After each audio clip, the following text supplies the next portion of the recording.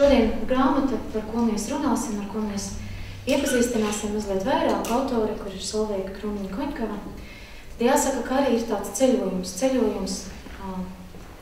telpā, ceļojums laikā un ceļojums mistērijā.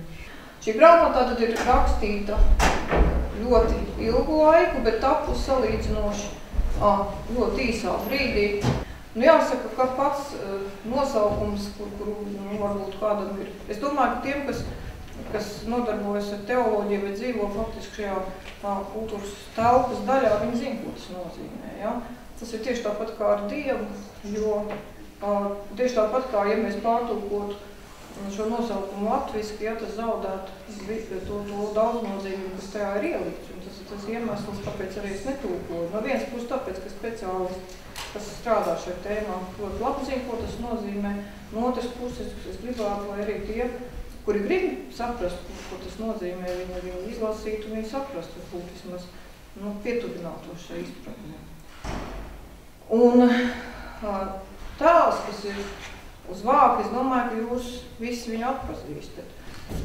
Bet sensus divinitātis un cilvēka brīvā griba ļaunums, man kaut kā tā pirmajā brīdī tas nesakabinājās kopā.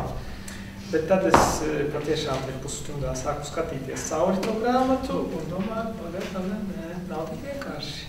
Ļoti labi sanāk kopā, jo tas, sensus divinitātis, jeb svētuma izjūta, jeb Dieva izjūta, dievišķā izjūta, tā iet pārī kopā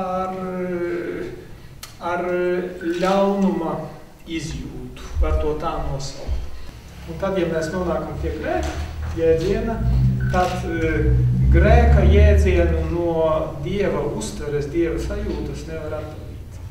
Jo tiklīdz pazūd grēks, pazūd arī dievišķā uztvere.